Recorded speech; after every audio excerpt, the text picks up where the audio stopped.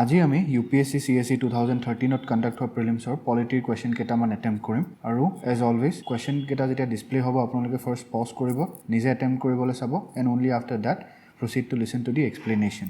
Okay, so let us begin with the first question. Okay, a question to khudise about Panchayati extension to Scheduled Area Act in 1996.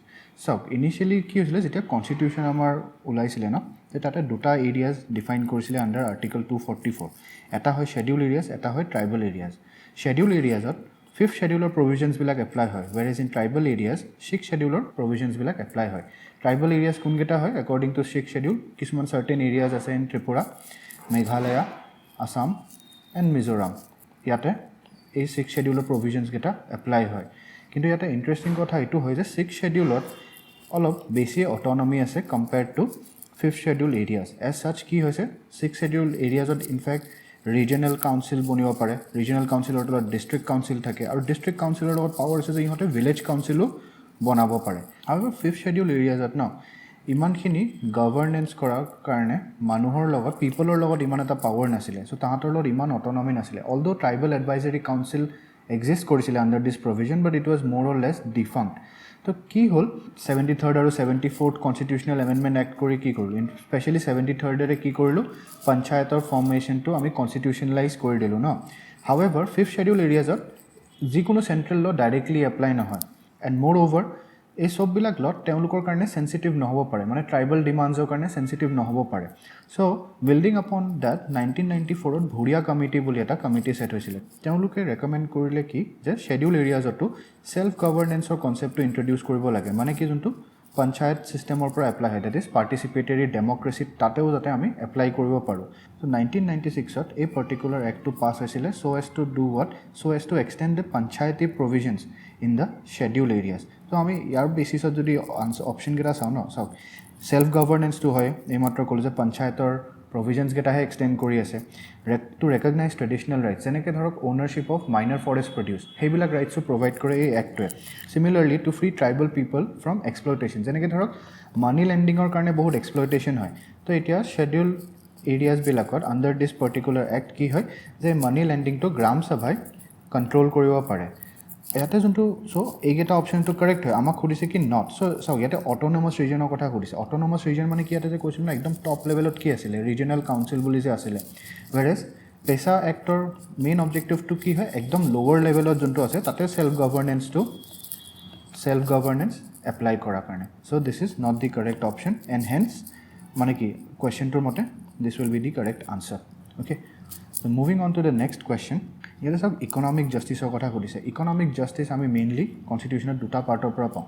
First two প্ৰিএম্বল, তাতে প্ৰিএম্বলৰ যোনটো line আছে ন, to secure to all its citizens কি হয় justice of what type, social economic and political. ইয়াৰ পৰাই ওলাই the concept of economic justice. And similarly in DPSP article 46 যদি আমি চাওঁ ন, তাতে কয় the economic interest of weaker section to state protect koribo karone sabo lage, because DPSP hoy direct enforceable nohoy, but it urges the state to ensure that economic interest of weaker sections are protected.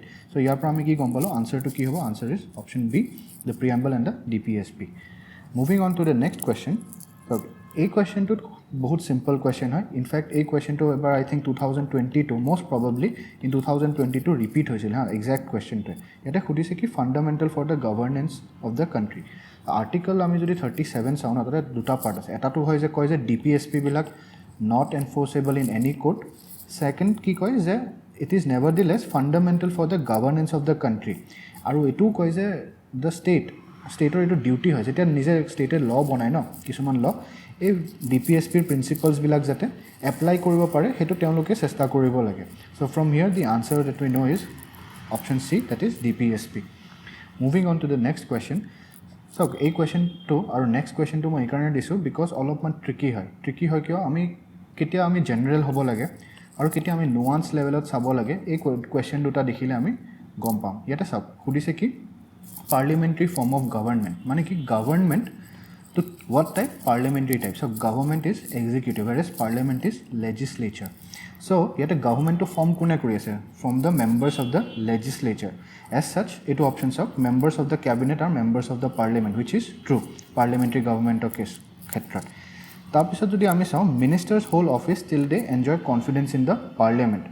চাওক এতিয়া মানুহে ভাবিব যে parliament বুলি ক'লে লোকসভা আৰু ৰাজ্যসভা বুলি দুটা বস্তু এণ্টিটি এক্সিষ্ট কৰে কিন্তু আমি জানো যে the ministers are council of ministers are collectively responsible to the Lok Sabha only তেন্তে এই ষ্টেটমেণ্টটো ভুল হ'ব লাগে ন ৱেল ইউজুৱেলি সেইটো নোৱান্স হয় কিন্তু ইয়াতে যেহেতু ইমপ্লাইড বুলি সুধিছে ন আৰু in the context of this question এই ষ্টেটমেণ্টটো কিন্তু কাৰেক্ট হয় ইনফেক্ট আমি অপশ্যন 3টো যদি চাওঁ মানে ষ্টেটমেণ্ট 3টো যদি চাওঁ তাতে কি কৈছে cabinet is headed by the head of the state মানে কি প্ৰেচিডেণ্টে হেড কৰা বুলি কৈছে whereas we all know that from article 71 already কি কয় যে council of ministers এটা exist কৰিব to aid and advise the president which would be headed by the prime minister okay and not the head of the state that is the president rather head of the government right so ইয়াতে যদি এই অপশনটো আমি eliminate কৰোঁ ন ইয়াৰ পৰা দেখা পাম কি answer হয় 1 and 2 only so just remember এই ষ্টেটমেণ্টটো in general sense correct হয় and given in this particular context okay কিন্তু next question to আকৌ এটো আমি